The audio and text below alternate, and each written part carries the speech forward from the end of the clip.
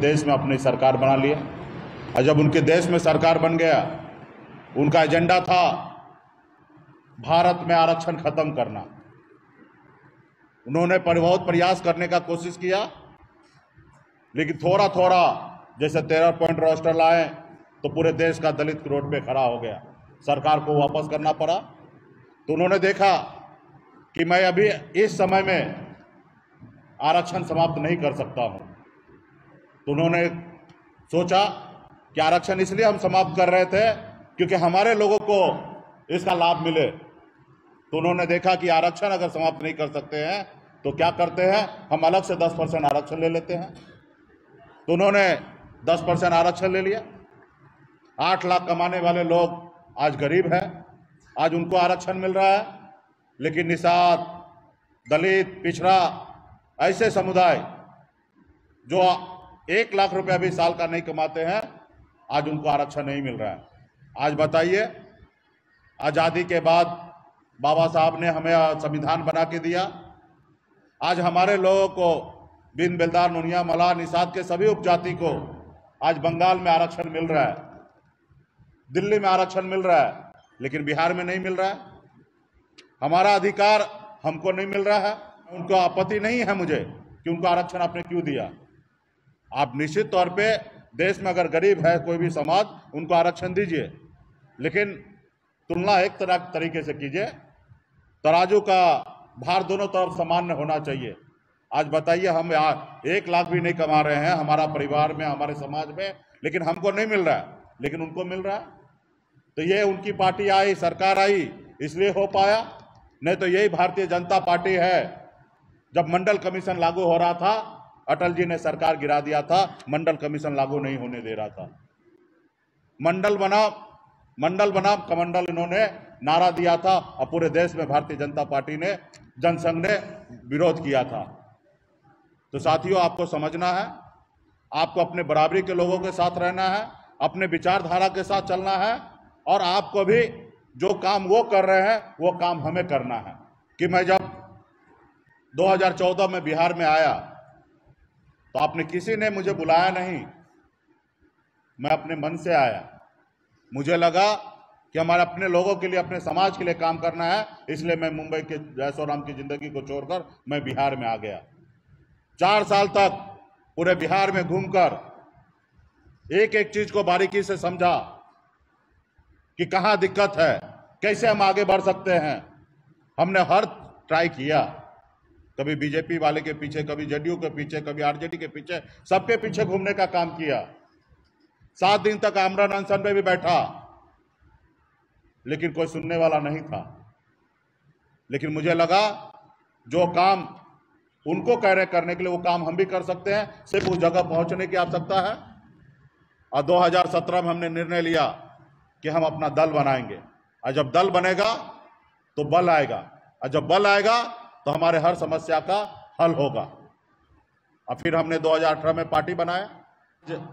आज़ादी के 75 साल बीत रहा है, आज तक किसी हमारे पूर्वज ने जो काम नहीं किया था वो हमने करके दिखाया कि नहीं दिखाया। पहली बार निषाद समाज एक टिकट मांगने के लिए, चाहे वो विधायक का हो या सांसद का हो, टिकट मांगने के लिए अपनी सारी उम्र को बिता देता था, चप्पल खींच देता था, लेकिन उनको एक टिकट नसीब नहीं होता था। लेकिन मैंने पहली बार एक निषाद मल्ला का बेटा, मछली मारने वाला, टिकट बांटने का काम किया। ये गौरव हमने प्राप्त कर लिया। आपके सहयोग से 2020 का विधानसभा का सरकार जब बना, तो आपके सहयोग से सरकार बना बिहार में। कह सकते हैं कि एक मछली मारने वाले का बेटा आज बिहार का मुख्यमंत्री नीतीश कुमार जी को बनाए। शायद अगर उस रोज मैं नहीं चाहता तो सरकार नहीं बनता। भले 4 ही विधायक हमारे पास था, लेकिन 74 विधायक से कम नहीं था। अगर 74 वाला अगर समर्थन नहीं देता तो भी सरकार नहीं बनता, और 4 वाला समर्थन नहीं देता तो भी सरकार नहीं बनता। ये हमने करके दिखाया। आपके सहयोग से हम बिहार में मंत्री बने, और जब जिस उद्देश्य से ये पार्टी बना, आप लोगों को खून पसीना बहा के ये पार्टी बना, उस उद्देश्य को पूरा करना था, और उसके लिए हमने लड़ाई लड़ने लगा।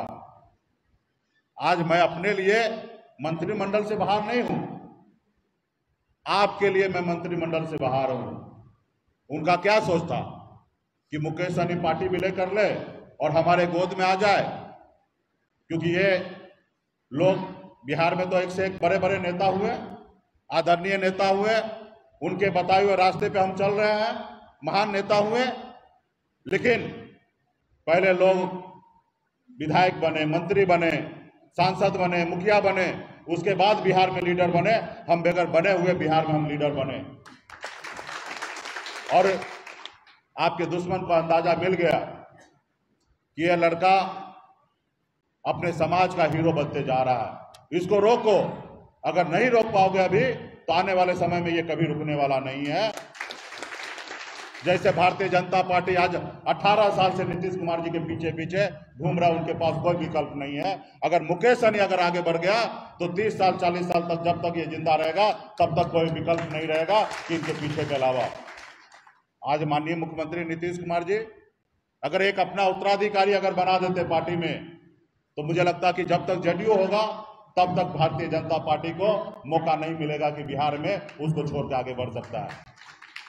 तो इसलिए वो आपको खत्म करने के लिए सोचा, मुझे नहीं, आपको।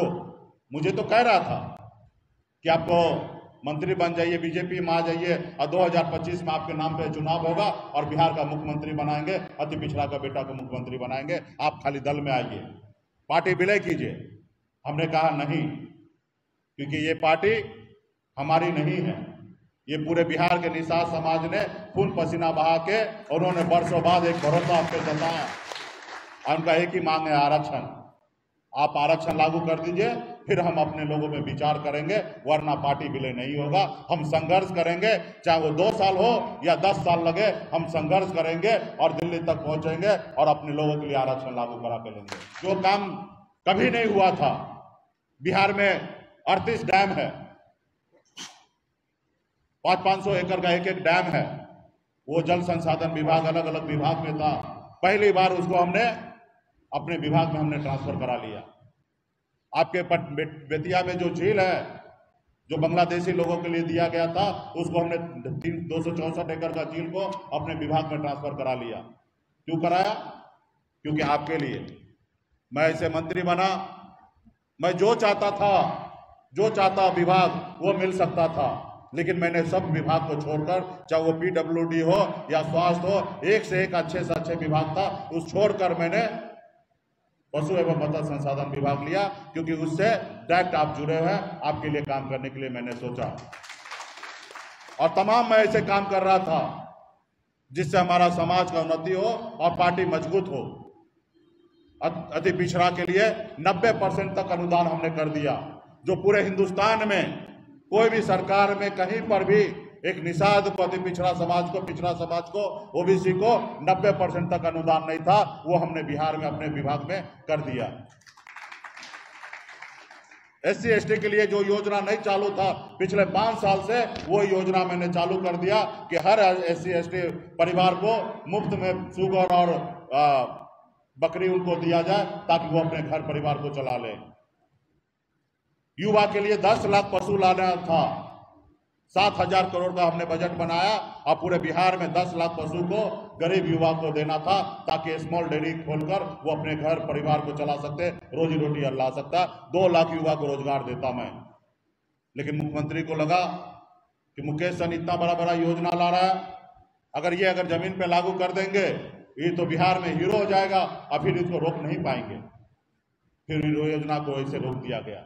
हम पूरे बिहार में मछली बाजार बनाने के लिए 200 करोड़ रुपया का मैंने बजट स्वीकृत कर दिया और पूरे बिहार में प्रखंड से लेकर पंचायत पर मछली बाजार बनेगा, क्योंकि हमारे लोग बारिश में हो या धूप में, उनके लिए अपना दुकान होना चाहिए, अपना जमीन होना चाहिए। मैंने इसके लिए विभाग में हमने अप्रूवल दे दिया। तो ये किस लिए? आपके लिए।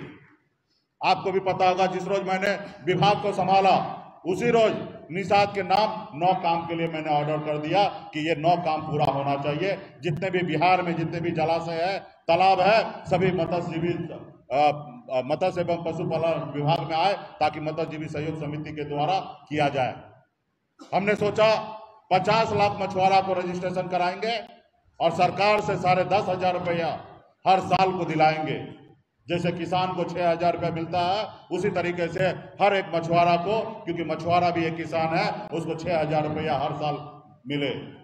उसके बाद 3 महीना मछली नहीं मारना होता है, उसके लिए सरकार की तरफ से 1,500 रुपया महीने का मुआवजा मिलता है। 4,500 रुपया वो होता है कि हर साल में 4,500 रुपया मिलेगा, यानी कि 6,000 और 4,500, 10,500 रुपया आपको हर साल मिलता।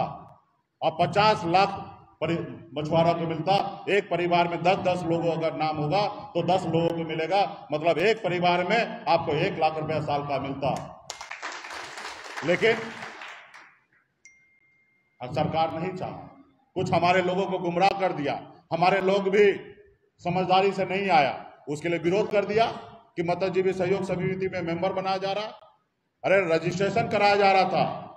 भारत सरकार हो या राज्य सरकार, कानून से चलता, बायलॉज से चलता है। और मत्स्यजीवी सहयोग समिति में बायलॉज ये है कि मंत्री, अध्यक्ष और कार्यकारिणी या आम सभा करके ही किसी को सदस्य बनाया जा सकता है। यहां तक बिहार सरकार के मुख्यमंत्री नीतीश कुमार भी चाहेगा तो एक भी सदस्य नहीं जोड़ सकता है। और एक सदस्य भी जोड़ना है तो कानून में बदलाव लाना पड़ेगा, पहले सहकारिता विभाग में बदलाव लाना पड़ेगा। लेकिन मत्स्यजीवी सहयोग समिति के मंत्री, अध्यक्ष को यह बात पता है, उसके बावजूद भी बिहार में लोगों को गुमराह करने का काम किया और ये पोर्टल को बंद कर दिया गया। हमें जितना भी मौका मिला उसमें मैंने आपके लिए काम किया। आज मैं आपके लिए या उत्तर प्रदेश के निषाद भाई के लिए या झारखंड के लिए, हम सबको एक होकर आज मैंने उत्तर प्रदेश में लड़ाई लड़ने के लिए गया अपने हक अधिकार के लिए। क्योंकि मुझे मालूम है, क्योंकि आरक्षण चाहिए तो दिल्ली में पावर बनाना पड़ेगा, और दिल्ली में पावर बनाने के लिए यूपी, बिहार और झारखंड 3 राज्य को एक साथ लेना पड़ेगा। तब जाके 15-20 सांसद बनेगा, तब आपके दिल्ली में सरकार में सहयोग होगा और आपका आरक्षण लागू होगा।